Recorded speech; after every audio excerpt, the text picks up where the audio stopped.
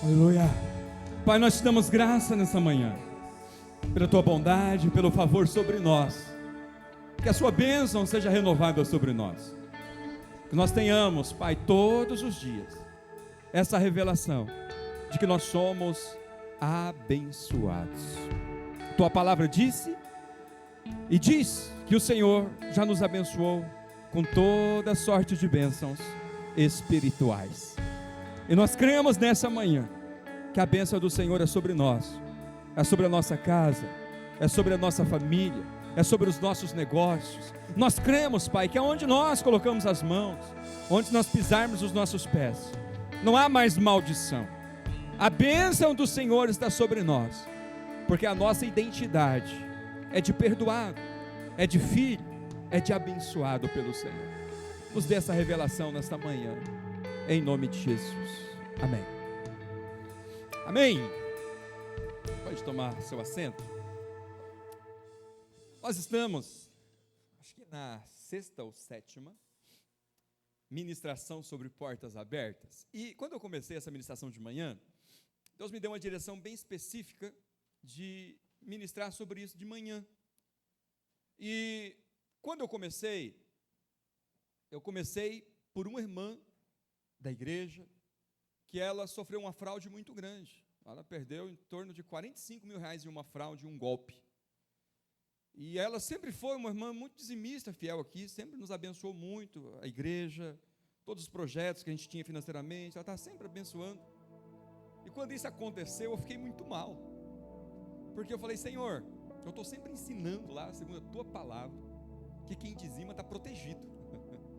Por que isso acontece? Porque na minha ótica, eu imaginava assim, a proteção de Deus era: nada vai te acontecer, Deus vai te guardar dos ataques malignos. Eu imaginava isso, e eu sempre orava pelos irmãos, sempre que na hora das ofertas, dos dízimos, para quem dizima, para quem não dizima, eu orava abençoando todos. E Deus, nessa circunstância, me deu uma experiência, que nós dizimando ou não, nós somos abençoados. É o que a palavra de Deus diz. Projeta para mim Efésios 1:3. Efésios capítulo 1, verso 3. Projeta aí. A Bíblia diz que nós somos abençoados. E se nós somos abençoados, nada mais nos coloca debaixo de maldição. Então, se ele diz que Deus já nos abençoou com toda sorte de bênçãos celestiais em Cristo, se eu estou em Cristo, eu sou abençoado em tudo, amém, irmãos? Então não tem mais maldição sobre a minha vida. Agora, é óbvio, né? Se eu dizimo, se eu oferto, eu tenho uma bênção extra, é uma realidade, é uma verdade. Eu tenho uma proteção maior, a oferta é uma semeadura, eu vou ter uma colheita maior. Então em tudo eu serei abençoado. Mas eu não deixo de ser abençoado quando eu não devolvo o meu dízimo. Eu não entro debaixo de maldição, eu deixo de ganhar, eu deixo de alargar aquilo que Deus tem para mim. E nessa situação, Deus me ensinou uma coisa: não é porque você é dizimista, não é porque você é fiel, não é porque você é honesto em tudo, não é porque você é uma pessoa coerente com tudo, abençoadora, que você não vai sofrer ataques espirituais. Não é que o diabo não vai atacar o seu financeiro, não é que você não vai sofrer retaliações, não é que você não vai sofrer golpe, porque às vezes acontece isso, né? A gente passa por uma situação e às vezes acontece, né? Da gente falhar, todo mundo erra. E às vezes a primeira coisa que o inimigo vai lançar no teu coração, na tua mente, quando você tem um problema financeiro, também está dizimando, também não está ofertando como deveria. Não aceite isso. Isso é acusação do diabo, é condenação do diabo. É óbvio que há muitas coisas na nossa vida que precisam ser corrigidas, mas nunca aceite a condenação do diabo. Você sabe por quê?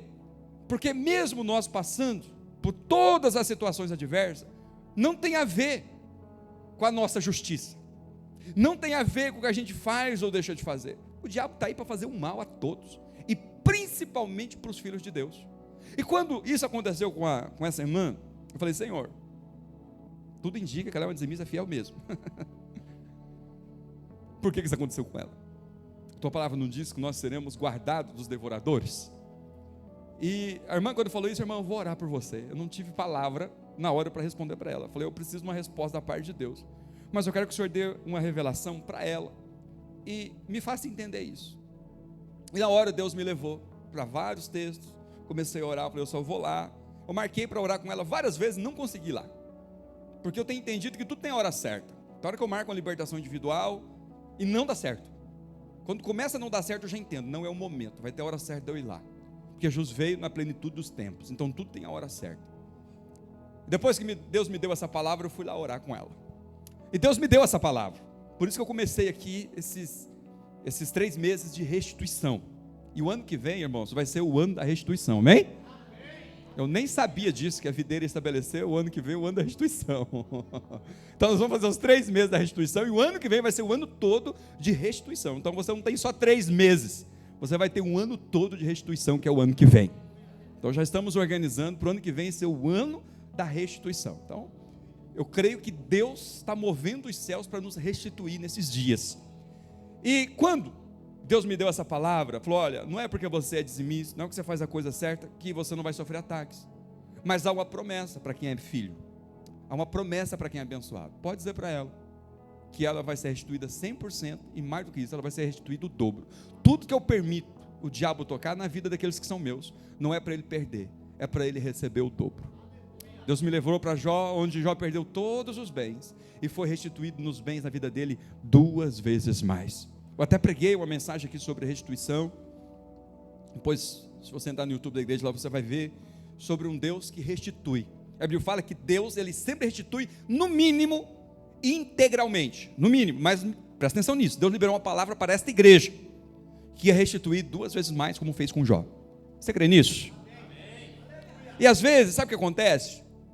Às vezes os irmãos assim, é normal, eu também sou assim, a gente tem dificuldade de crer naquilo que muitas vezes os pastores que nos pastoreiam liberam sobre a nossa vida. É normal, é da natureza humana. Mas 2 Crônicas, capítulo 20, verso 20, diz que nós devemos crer em Deus. Projeta para mim lá. Nós devemos crer em Deus. É 2 Crônicas 20, 20. Não é 2 Coríntios 2, 2, não. Diz que nós devemos crer em Deus e ser protegido, ser abençoado.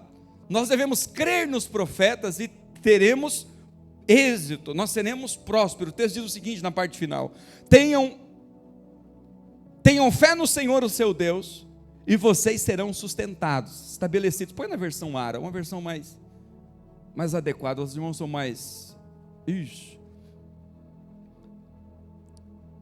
Crede no Senhor vosso Deus e estareis seguros. Amém? Você crê em Deus? Você está seguro. Essa parte aqui eu falo que é fácil de você viver ela. Deus não erra com você, Deus não falha com você, Deus não tem defeito, Deus é infalível. Então essa primeira parte, eu falo que é a parte mais fácil da gente acreditar. Todo mundo crê em Deus, até para o muçulmano. Você perguntar para ele: você crê em Deus? Creio. Então, crê em Deus.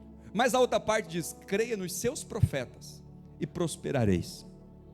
Crer que Deus usa pessoas para falar conosco é uma parte um pouco complicada, porque a gente olha para as pessoas e vê defeito. O texto diz que Jesus não fez muito milagres na Galileia. Por quê? Porque ele era daquela região. O povo olhava para ele e falava: mas é um homem normal, trabalhava com seu pai, era carpinteiro, é dos nossos, como pode ele fazer milagre assim? Como pode Deus falar com ele, se ele é um dos nossos? Então, o que acontece muitas vezes? Nós temos dificuldade de crer nas palavras que são liberadas sobre a nossa vida. Mas vou falar uma coisa para você: Deus vai usar pessoas para liberar palavras sobre a sua vida. Deus vai usar os pastores, os líderes, a pessoa que está com autoridade espiritual sobre a tua vida, para liberar palavras sobre você. Por que eu estou falando isso? Porque há uma condição que eu preciso crer em Deus e nas pessoas que Deus coloca na minha vida. Então, se eu não creio que Deus usa o pastor que eu estou com ele, você tem que procurar outro pastor, porque você precisa crer nas palavras do pastor que libera sobre a sua vida. Se você está numa célula e você não acredita nas palavras do seu líder de célula, você tem que mudar de célula, ou corrigir o teu coração, né? Talvez eu só quero que você corrija o coração, mas você precisa crer. O que eu estou dizendo para você é que eu preciso crer no meu pastor. Eu preciso crer que o pastor João Paulo é um homem de Deus sobre a minha vida, e todas as vezes que ele libera uma palavra sobre a minha vida, é certeira. Todas as vezes que eu desobedeci, que eu não obedeci, que eu não coloquei um prato, deu errado. Eu falo por experiência. Então o que acontece? É importante você crer que tudo que às vezes nós fazemos aqui não é do nada. O pastor está fazendo isso por quê? Por acaso? Não, Deus liberou uma palavra. Deus liberou uma palavra sobre essa igreja, que haverá restituição. E logo na primeira ou na segunda semana, essa irmã entrou em contato comigo: pastor, já foi restituído 100%. Aliás, ela perdeu 45 mil e ela falou: já restituiu 50 mil. Já veio com juros e correções. Falei: Deus tem mais para você. Deus falou para mim que seria o dobro, então vai ser 90 mil. E essa semana ela entrou em contato comigo de novo. pastor, quero celebrar contigo uma boa notícia. Fui restituído em mais 40 mil. Deu exatamente os 90 mil que o senhor falou. Perdi 45, foi restituído 90 mil.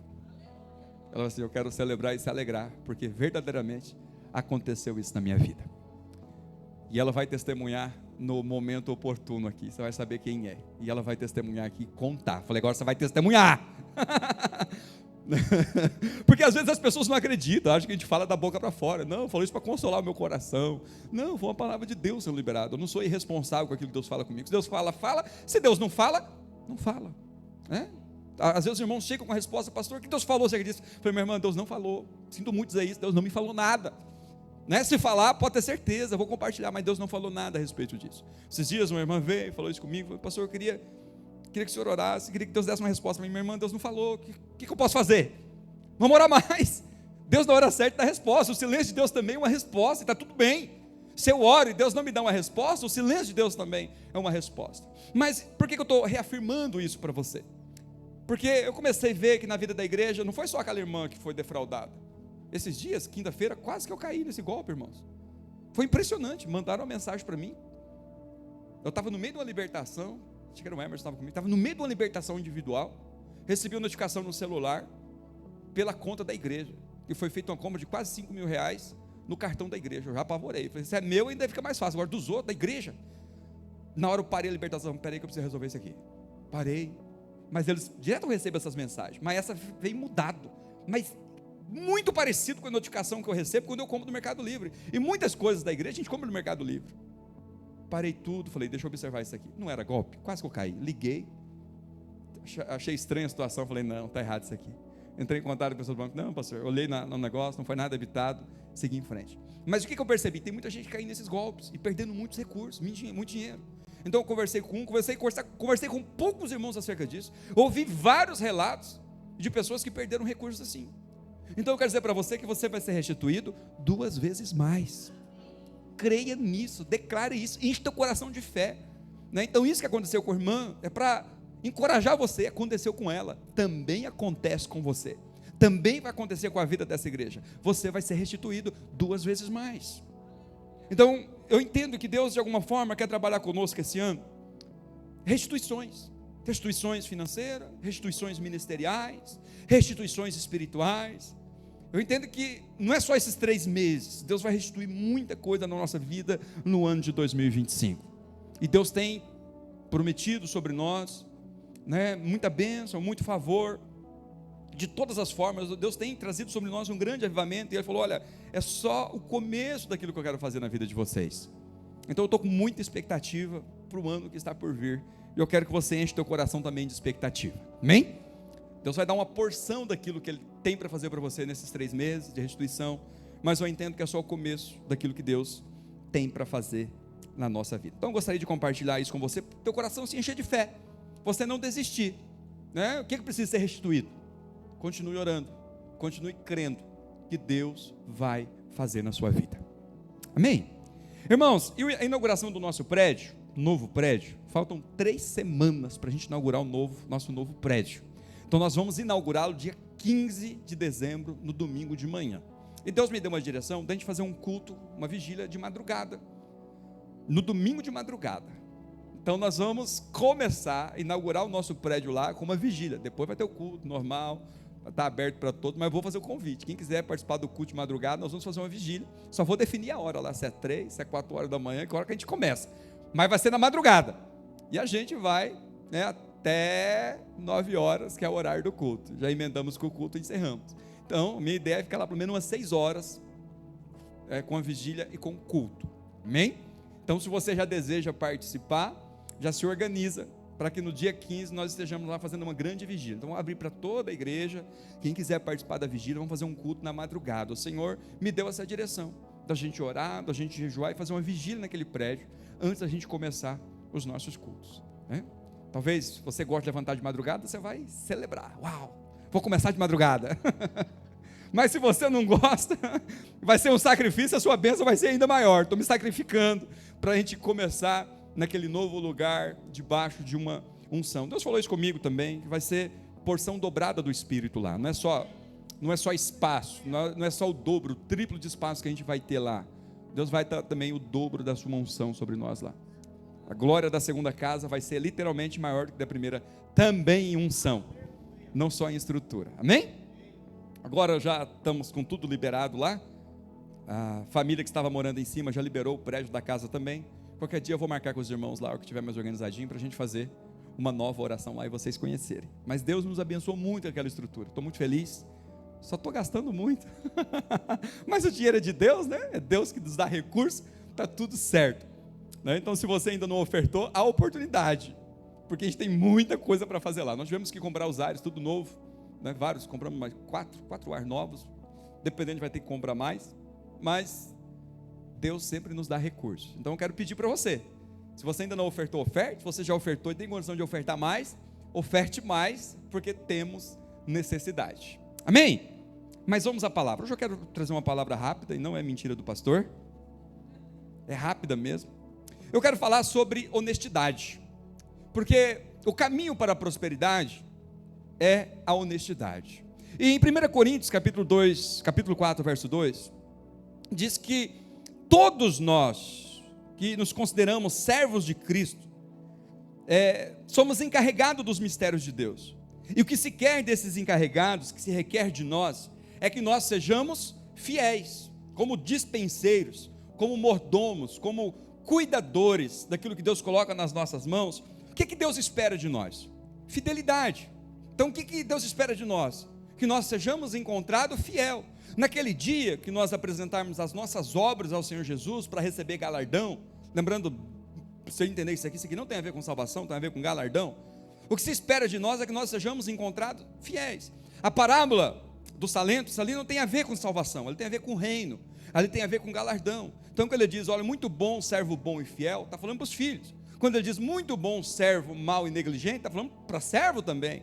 Está falando com alguém que serve ao Senhor Jesus Cristo, mas é um servo mau e negligente. Então é importante que a gente chegue naquele dia e a gente seja encontrado fiel com aquilo que Deus colocou nas nossas mãos. E nós vivemos em um país onde é conhecido como o país do jeitinho, não é assim? Tudo a gente dá um jeitinho, não, a gente dá um jeitinho, e esse jeitinho é sempre uma corrupção, esse jeitinho às vezes é sempre uma forma de você maquiar a situação. E é a primeira coisa que eu faço uma libertação individual, eu falo para as pessoas, falo, olha, no mundo espiritual não tem jeitinho.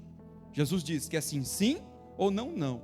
Passou disso a procedência do maligno. Mas nós, como bons brasileiros, nós gostamos de dar um jeitinho para tudo. Eu lembro do meu professor de geografia, no seminário, ele morou muitos anos em Israel, e ele fez, acho que o doutorado dele lá em Israel, e ele um dia foi comprar carne no açougue, e já tinha passado das 6 horas da tarde, porque lá deu 6 horas da tarde, você fecha tudo, não vende mais nada, e ele precisava muito daquela carne para o final de semana, para o outro dia, e ele foi nesse açougue comprar essa carne, ele chegou para o açougueiro, ele disse, não posso vender mais, não, mas, aí vem o brasileiro, mas dá um jeitinho, eu preciso dessa carne para amanhã, que ele tocou ele lá, sai daqui, sai do meu açougue, pode sair daqui, tocou ele, nem tocou um cachorro.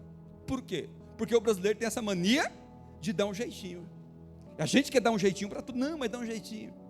Então às vezes a gente não entende, por que o judeu tem essa facilidade de prosperar? Porque ele entendeu os princípios da prosperidade. Então assim, ele contando isso, fala assim, olha, eu fui tocado que nem um cachorro, eu estava errado, vou fazer o quê? Ele não podia vender, o direito dele, para mim isso não é pecado, mas para ele é, então ele fez certo, eu que estava errado de querer que ele desse um jeitinho na situação.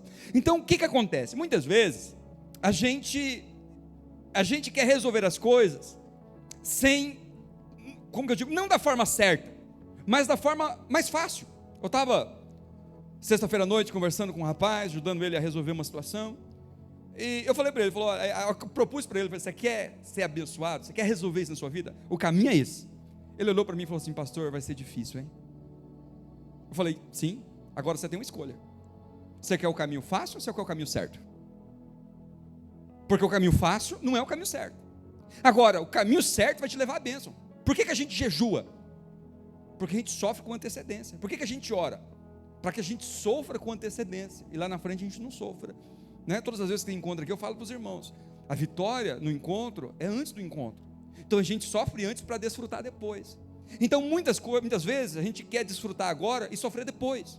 E esse é o problema da desonestidade. Você pode até ter um lucro agora, você pode até ficar bem agora, mas lá na frente vai vir de forma amarga. Então a desonestidade, ela faz com que temporariamente a gente resolva o problema, mas lá na frente ele piora, lá na frente os frutos serão amargos, e muitas vezes nós não somos radicais nisso. Então quando se trata de honestidade, é importante a gente radicalizar. Eclesiastes capítulo 7, verso 16, diz o seguinte, talvez você já ouviu alguém falar desse texto, pastor, mas a Bíblia fala que a gente não pode ser muito radical. O texto diz, não sejas demasiadamente justo, nem exageradamente sábio, porque te destruirás a ti mesmo. Então, pensa comigo, às vezes você vai olhar para esse texto e vai dizer, pastor, mas a Bíblia fala que a gente não pode ser demasiadamente justo, nem exageradamente sábio, porque senão a gente se destrói nós mesmos. Mas o que esse texto significa? Significa isso? Que eu não posso ser muito santo, que eu não posso ser muito justo, que eu não posso radicalizar com a situação, eu não posso ser certinho demais. É isso que a Bíblia está dizendo? Não. O que a Bíblia está dizendo aqui é que eu não posso ser aos meus olhos. Eu não posso olhar para mim e me achar justo demais. Eu não posso olhar para mim e achar que eu sou sábio demais. Aqui ele está falando, se você pegar o contexto, ele está falando de alguém que olha para si e se acha assim. Se acha uma pessoa boa, se acha uma pessoa justa, não que não devamos ser. Eu acabei de ler um texto na abertura aqui do culto, onde diz, sejam imitadores de Deus como filhos amados. O nosso padrão é Deus, o nosso padrão é o Senhor Jesus. Então quanto mais eu me pareço com Ele, mais abençoado eu sou. Quanto mais eu me alinho com o caráter de Deus, mais próspero, frutífero, abençoado eu sou na minha vida, mais recompensa eu tenho. Deus é um Deus que recompensa, amém? Deus é um Deus recompensador daqueles que o buscam. Então creia que tudo aquilo que você faz, que você se sacrifica, haverá uma recompensa. Então esse texto não está incentivando você negociar os seus valores, negociar os seus princípios, não. Nós precisamos ser radicais naquilo que se trata de coerência. Eu sempre oriento os irmãos que não são casados, às vezes eles chegam aqui na igreja, e a cultura nossa, os irmãos não casam. Ah não pastor, eu moro tanto tempo com a minha esposa, não precisa casar não, o Estado aceita a união estável. Eu falei, o Estado aceita, Deus não. Deus é assim, sim ou não, você é casado ou você não é. Por quê? Por ser uma questão de coerência. Então se você, imagina que você está morando com alguém, você está há tantos anos, leva uma vida de casado, tem filhos, vamos dizer assim, mas você não é casado com essa pessoa. Aí você chega no banco, para às vezes abrir uma conta, e eles pedem seus dados, e perguntam, o que você é? Você vai falar, o que você vai falar? Você fala que você é solteiro, não é verdade, que você mora com alguém, tem filhos, tem uma vida de casado. Se você fala que é casado, também não é verdade, porque se você falar que é casado, vamos pedir a certidão de casamento sua. Então fica uma questão incoerente. Então tudo na nossa vida é uma questão de coerência. Por que eu tenho que fazer isso? Por uma questão de coerência, porque Jesus disse, é sim, sim ou não, não. A bênção, ela vem sobre nós, quando nós dissemos sim ou dissemos não. O pastor Márcio, quando ele faz o seminário de libertação aqui, ele fez algo na minha vida que eu estou até hoje tentando colocar em prática e não consegui. Talvez você também esteja assim, eu entendo que algumas coisas é um processo. Ele disse, você quer ser liberto? Seja sim, sim, não, não na sua vida. Se alguém te perguntar, você pode fazer isso? Posso. Quando você fala, vou ver, você está ficando amarrado com aquela pessoa. Pode ou não pode? Porque às vezes a gente fala, deixa eu ver aqui, porque está querendo arrumar um jeitinho. Às vezes você não pode fazer aquilo, mas quer arrumar um jeitinho de fazer. Pode ou não pode? A libertação vem quando a gente aplica o princípio do sim, sim e do não, não na nossa vida. Não posso estar aí. Né? Às vezes acontece isso, o irmão chama para o aniversário, meu amado, infelizmente não posso estar aí. Às vezes eu sou tentado, porque é do meu, como eu queria estar lá. Né? Recebi agora um convite na hora do almoço para um aniversário. Vem aqui, pastor, almoça comigo, agora que não vou poder. Então o que eu vou ter que falar? Não posso. Então quando a gente entende isso, que a libertação ela vem quando a gente traz esse sim, sim e esse não, não para a nossa vida, é libertador. Então, o que Provérbios 20, 23 diz? Que 2 pesos são coisas abomináveis ao Senhor. Ele diz, 2 pesos são coisas abomináveis ao Senhor, e a balança enganosa não é boa. Então, se tem algo que Deus odeia, e de fato traz maldição sobre a nossa vida, é quando nós agimos de forma injusta. As 2 balanças aqui eu tenho uma para comprar e tenho uma para vender. Eu lembro quando meu pai era agricultor, tinha muito disso. Eu era criança, eu lembrava disso. Cada um tinha a sua balança, porque não confiava na balança do outro. ia vender um arroz, cada um tinha uma balança. Tinha uns espertinhos que uma balança dava um peso, a outra balança dava outro. Então o que eles faziam? Para vender uma balança, para comprar outra balança, para ter lucro. Então é disso aqui, né, que Salomão está dizendo. Agora, o que a gente precisa entender? Que a palavra de Deus nos ensina, lá em Levítico 19:11, nós não devemos furtar, nós não devemos mentir, não devemos usar de falsidade com o seu próximo. Por quê? Isso de fato traz maldição sobre nós, isso traz problemas sobre nós. Por quê? Porque a Bíblia fala que Jesus é a verdade, não é isso que ele diz? Lá em João 14:6, ele diz: eu sou o caminho, eu sou a verdade e a vida, e ninguém vê um Pai a não ser por mim. Então, o que ele diz? Ele diz: eu sou a verdade. Projeta aí, por gentileza, Mateus, João 14:6, isso. Ele diz que ele é a verdade. Então, se Jesus é a verdade, e ele diz lá no verso 32, João 8:32, que é a verdade que liberta, você precisa entender que o outro lado também é verdadeiro. João 8:44 diz que o diabo, ele não se apegou à verdade. Ele diz: vós sois do diabo, dizendo aos fariseus que rejeitavam Jesus, que é vosso pai, e quereis satisfazer-lhe os seus desejos. Ele foi homicida desde o princípio, e jamais se firmou na verdade, porque nele não há verdade. Quando ele profere mentira, fala do que lhe é próprio, porque é mentiroso e pai da mentira. Então o texto diz que nele não há verdade, ele não se firmou na verdade. Então, quando nós agimos de forma desonesta, nós estamos tendo não Deus como nosso pai, mas o diabo como nosso pai. Quando nós mentimos, enganamos, nós estamos tendo o diabo como nosso pai. Então a verdade sempre vai ser abençoadora. Mas o que é colocado no nosso coração? Não, se você não sonegar imposto, você não prospera. Olha, se você for certo nesse país, você não prospera. Indagaram isso a Jesus, na época de Roma. A época de Roma também não era diferente de hoje. Perguntaram a Jesus sobre os impostos. Ele pegou a moeda e disse: o que está nessa moeda? Estava lá o rosto de César, e ele disse: de quem que é essa moeda? Ele disse: de César. Deus disse: então dá a César o que é de César, e dá a Deus o que é de Deus. O que ele estava ensinando? Que não importa se é desonesto ou não. Se os impostos que eu estou pagando é abusivo, eu também acredito que é muito abusivo, né? Nós somos os impostos mais caros do mundo, absurdo que nós pagamos. Mas ser desonesto porque os nossos impostos são mais caros do mundo, não vai nos fazer prosperar, entende, irmãos? Então não vai nos fazer prosperar agir de forma desonesta, independente, né, se aquela cobrança de impostos seja abusiva e assim por diante. Então entenda o seguinte: talvez você sempre foi ensinado que você precisa ser desonesto para você prosperar. Se você não dar um jeitinho, se você não manipular alguma coisa, se você não se corromper, você não prospera, porque você está num país corrupto. Eu quero dizer para você que isso é um engano do diabo, isso é uma mentira, ele é mentiroso, está fazendo com que você não prospere e permaneça debaixo de maldição. Nós temos que orar para que os impostos do nosso país de fato diminuam. Muitas pessoas estão na miséria por causa disso. Esses dias eu estava olhando, 50% do imposto, 50% do preço de um carro é imposto. Como que um país prospera assim? Você vai comprar uma casa, 3% do valor da casa você paga de imposto, fora as documentações, é impressionante. Então assim, isso às vezes nos leva muitas vezes a agir de forma desonesta, nos leva muitas vezes a agir de forma corrupta, achando que nós estamos ganhando. Mas eu quero dizer para você que não é assim. A palavra do Senhor nos ensina que é a justiça, que é a honestidade que nos faz prosperar.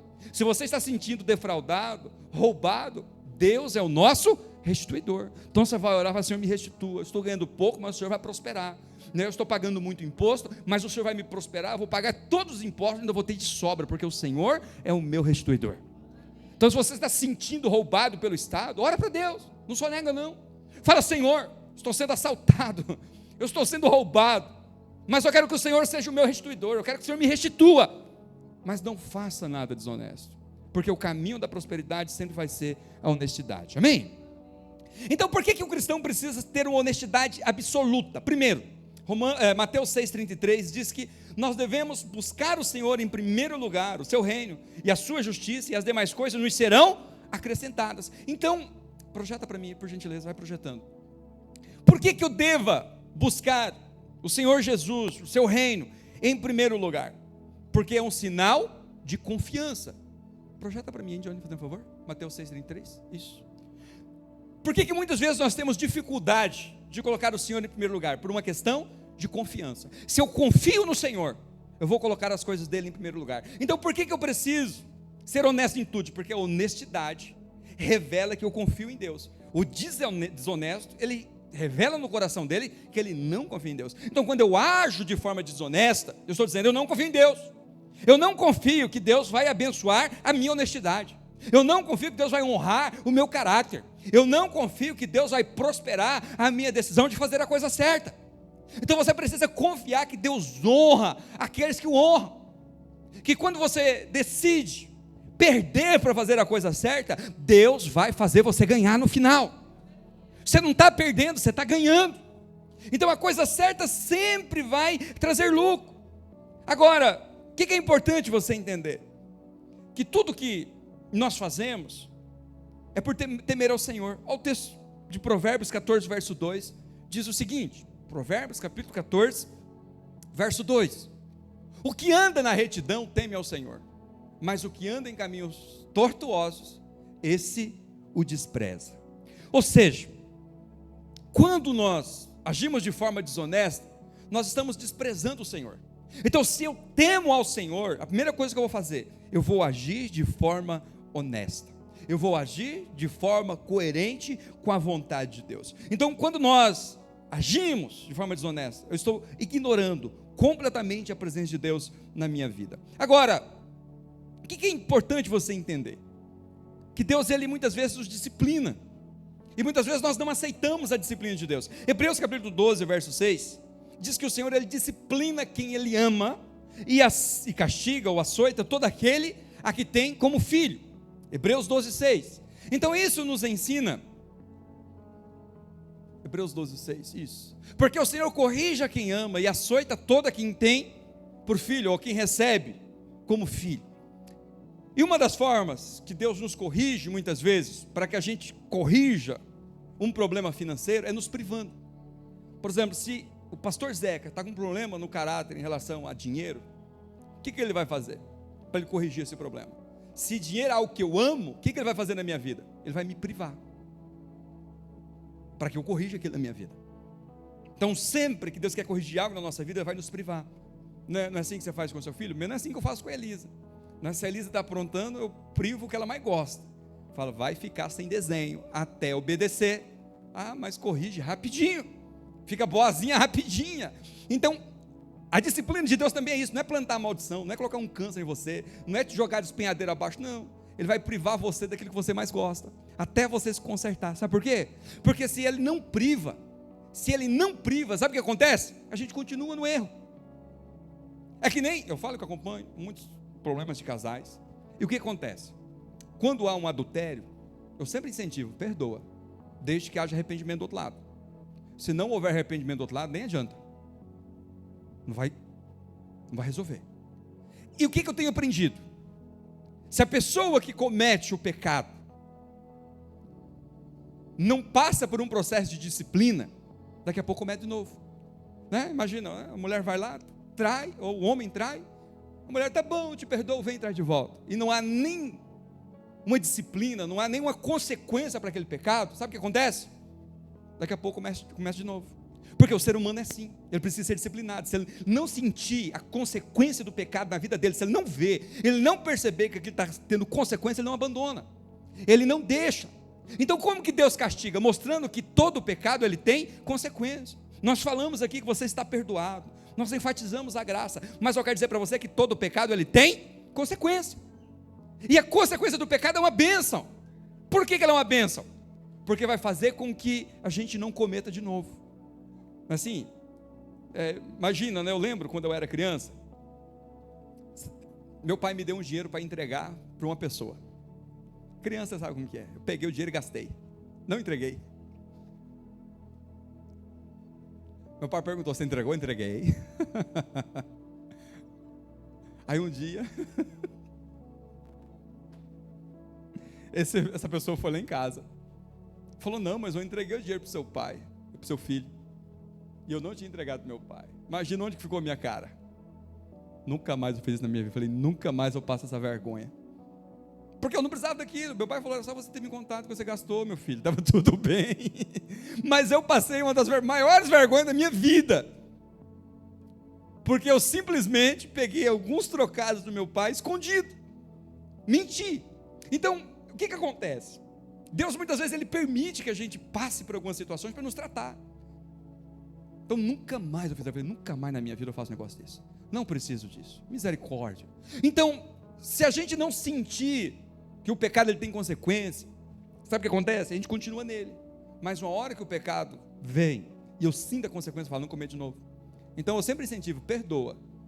Mas não perdoa tão facilmente assim, não. Dá uma seguradinha, deixa a pessoa sentir um pouco. Porque senão daqui a pouco a pessoa comete de novo. Vamos com calma. Sempre incentivo o perdão, como eu disse, que é isso que a Bíblia diz. Mas você não pode simplesmente, tá bom, já perdoe, está tudo bem. Não, vou te perdoar, mas o negócio agora tem que ser diferente. Tem que ter uma postura aqui diferente. Não aceito isso mais. Se isso acontecer de novo, você pode pegar as suas coisas e ir embora. Porque senão daqui a pouco a pessoa não sofreu nenhuma consequência daquilo. Sabe o que acontece? Ela repete, ela volta a fazer. Então todo pecado tem que ter consequência. Então, eu estou falando que eu lido com isso. Né? Às vezes a pessoa está na terceira, quarta traição. Eu falei, sabe por que está acontecendo? Porque você está permitindo. Se você falar, eu não aceito isso no meu casamento, pronto. É só você dar um basta, que isso não acontece. Aconteceu, siga a tua vida, siga a minha. Você tentou, você fez de tudo. Então por que eu estou falando? Porque são princípios que a gente não pode negociar. Não é porque eu amo que eu aceito tudo. É justamente porque eu amo que eu não aceito tudo. Não, eu amo minha esposa, não aceito tudo que ela faz. Não, eu amo, por isso que eu não aceito. Entende, irmão? Está bem? Então esse é um princípio. Está no caráter de Deus, porque Ele nos ama, Ele não aceita tudo, porque Ele me ama, Ele diz, há um caminho bom para você. Então por que eu devo ser honesto em tudo? Porque eu confio em Deus. Você confia em Deus, amém? Agora, quem é desonesto, qual é o problema do desonesto? É que ele também não ama o próximo. Romanos capítulo 13, verso 9 e verso 10 diz assim, Romanos capítulo 13, verso 9 e verso 10. Por isto, não adulterarás, não matarás, não furtarás, não cobiçarás. E se qualquer outro mandamento, e se há qualquer outro mandamento, tudo nessa palavra se resume: amarás o teu próximo como a ti mesmo. Verso 10. O amor não pratica o mal contra o próximo, de sorte que o cumprimento da lei é o amor. Amém? Então, como que eu, de fato, amo o meu irmão se eu estou sendo desonesto com ele? O meu verdadeiro amor ao próximo, ele está na honestidade. Então, como que eu demonstro que eu amo alguém? Sendo honesto. Como que eu digo que eu amo o próximo? Sendo honesto. Então, o desonesto revela o quê? Que ele não ama o próximo. Logo, ele não está vivendo debaixo do padrão que Deus estabeleceu. Terceiro, quem é desonesto prejudica muito o reino de Deus. Eu falo que eu vivencio isso como pastor, né? Às vezes nós não acertamos sempre, mas tem uns irmãos que não colaboram, compra e não paga, né? Fica devendo e não justifica, ou seja, dá mau testemunho aí fora. Isso prejudica demais, né? Eu falo assim, você não tem nenhum problema você dever, mas desde que você justifique. Estou passando por uma crise, está tudo bem, todo mundo deve em um determinado momento da vida, todo mundo passa por crise. Mas quando você não justifica, não explica, não senta, não renegocia, fica ruim, né? Porque às vezes os irmãos acabam passando por um caloteiro e não é. Ele simplesmente podia ter dito o seguinte: olha, não estou conseguindo pagar, me ajude, né? Tenha um pouquinho de paciência comigo. Às vezes essa falta de honestidade faz com que o reino de Deus fique prejudicado. Muitas pessoas às vezes deixam de congregar, de cultuar por causa disso, por causa do caráter daquele que diz que servir a Cristo. Filipenses capítulo 2, verso 14 ao verso 16, Paulo disse o seguinte: fazei tudo sem murmurações, nem contendas. Pode ir passando. Para que vos torneis irrepreensíveis e sinceros, filhos de Deus inculpáveis, no meio de uma geração pervertida e corrupta, na qual resplandeceis como luzeiros no mundo. Verso 16, preservando a palavra da vida, para que no dia de Cristo eu me glorie de que não corri em vão, nem me esforcei inutilmente. Então o que ele está dizendo? Olha, nós somos luz desse mundo, nós somos o luzeiro. Então se a gente age de forma desonesta, a gente deixa de ser luz, ou essa luz se apaga, né? Então ao invés da gente iluminar a vida das pessoas, a gente coloca as pessoas em mais escuridão. Então é importante você crer que Deus te chamou para ser alguém que ilumina. São Francisco de Assis, ele tem uma frase que eu acho fantástica, ele diz assim, olha, pregue o tempo todo, se necessário for, use palavras. O que ele queria dizer com isso? Que as nossas ações falam mais alto do que as nossas palavras, as nossas atitudes falam muito mais alto do que as nossas palavras. Muitas vezes a nossa conduta, ela fala, você nem precisa abrir a boca, a pessoa olha para você e vê você, essa pessoa é honesta, essa pessoa é de Deus, as atitudes dela de uma pessoa de Deus. Então, aquilo que nós fazemos vale mais do que aquilo que nós falamos. Então, eu falo que as nossas atitudes sempre falam mais alto do que as nossas palavras. As nossas atitudes sempre falam mais alto do que as nossas palavras. Então, é tendo esse caráter que vai fazer com que o reino de Deus seja abençoado. Então, o desonesto, ele é um problema para a vida da igreja. Porque ele está levando mau testemunho. E automaticamente, eu estou deixando de ganhar. Agora, o problema da desonestidade é que ela nos coloca em trevas. 1 João capítulo 1, verso 5. Ele diz que Deus é luz. Então, se Deus é luz, eu não posso andar em trevas. Ele diz, olha, a mensagem que da parte dele temos ouvido e nos anunciamos é esta, que Deus é luz e não há nele treva alguma. Se dissermos que mantemos comunhão com ele e andamos nas trevas, e andarmos nas trevas, melhor dizendo, mentimos e não praticamos a verdade. Então, o que acontece? A desonestidade, ela vai fazer com que a gente viva nesse terreno movediço das trevas. A qualquer momento, pode vir uma situação adversa e me destruir. Então, a honestidade faz com que eu esteja debaixo dessa proteção de Deus. E eu preciso crer, irmãos, quando eu falo dessa honestidade, não estou falando de grandes coisas. Esse é o problema do crente, vamos dizer assim. A gente está sempre olhando as grandes coisas. Não, mas eu não mato, eu não roubo, eu não faço isso, eu não faço aquilo. Só que sabe o que Lucas 16:10 diz? Que a nossa fidelidade tem que ser nas pequenas coisas. Ele diz, quem é fiel no pouco, também é fiel no muito. E quem é injusto no pouco, também é injusto no muito. Então é importante a gente avaliar algumas coisas na nossa vida, no nosso dia a dia, dizer, eu preciso colocar minha vida em ordem. Não com um olhar legalista, de se culpar, de se condenar, eu estou no inferno, estou perdido. Não, mas de entender o seguinte, quanto mais eu me alinho à verdade de Deus, quanto mais eu me submeto à palavra de Deus, mais eu sou abençoado. Enquanto mais eu corrijo, mais eu sou abençoado. Aí é fácil? Não, não é. Foi que nem um rapaz falou comigo sexta-feira. Ixi, pastor, então vai ser difícil isso, hein? Vai ser difícil. Mas eu quero dizer para você que Deus dá graça para você. Só você pedir. Irmãos, eu tenho aprendido que você não precisa prometer nada para Deus. Aprendi muito cedo isso. Não prometa nada para Deus. Peça. Esses dias, eu vi que Deus fez algo na minha vida que eu vinha pedindo há muito tempo. Sabe o que aconteceu? A hora que eu menos percebi, eu estava livre. Falei, poxa vida, Deus me libertou dessa situação, eu nem percebi. Porque eu estava pedindo. Eu cansei de lutar. Falei, chega de me esforçar, vou só orar. Foi a melhor coisa que eu fiz. Então o que você quer que mude? Peça. Tem algo na sua vida que você não consegue ser honesto, você não consegue colocar em prática, não prometa. Peça, fala, Senhor, me ajude. O Senhor sabe o que é que eu quero. E eu quero que o Senhor me ajude. Agora, o que acontece?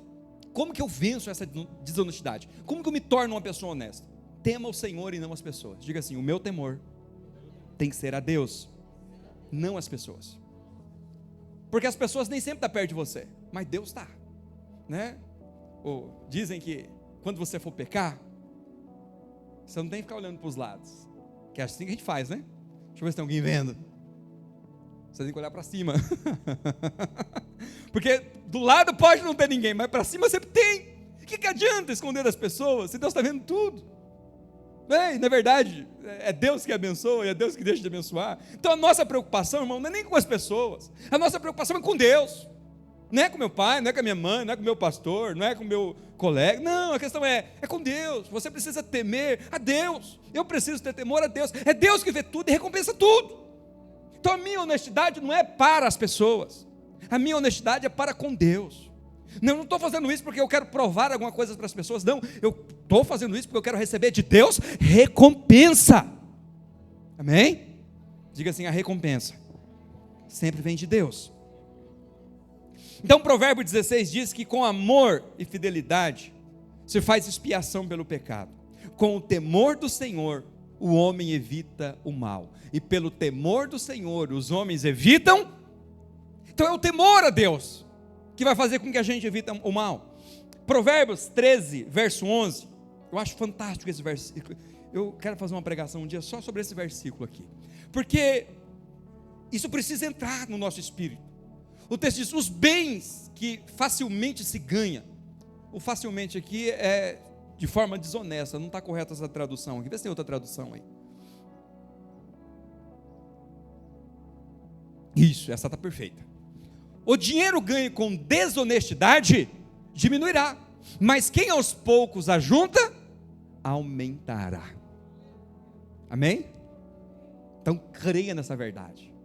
O dinheiro ganho com desonestidade, ele diminui. Você acha que está ganhando, está aumentando, mas está caindo. Mas você está ganhando pouco, mas de forma honesta, sabe o que acontece?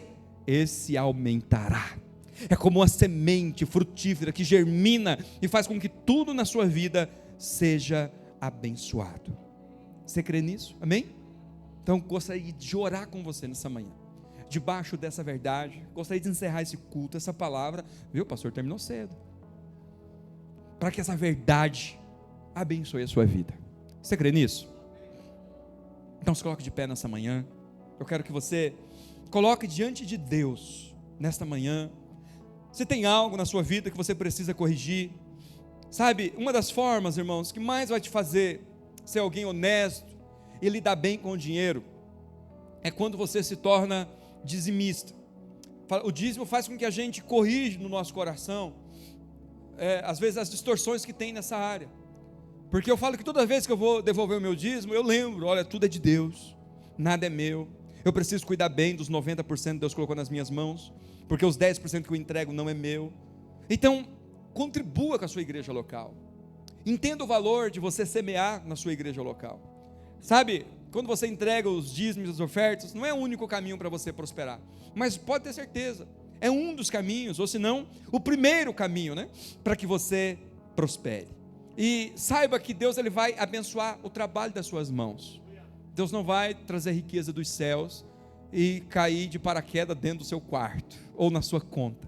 Ele vai abençoar o trabalho das nossas mãos. Então eu trabalho e Deus abençoa. Deus vai abençoar o teu trabalho, a tua empresa. Se você é empregado, vai prosperar o que você ganha. Domingo passado, ou foi domingo retrasado, eu falei sobre isso. Deus não nos dá muito. Foi domingo retrasado. Deus não dá muito, porque tudo que Deus dá para nós é semente. A parábola dos talentos diz que a um ele deu 5 talentos, a outro ele deu 2 talentos e a outra ele deu 1 talento. Mas na hora dele voltar, ele disse: você foi fiel no pouco, sobre o muito te colocarei. Inclusive para aquele que recebeu 5 talentos. Então mesmo aquele que recebeu 5 talentos, Deus disse, é pouco.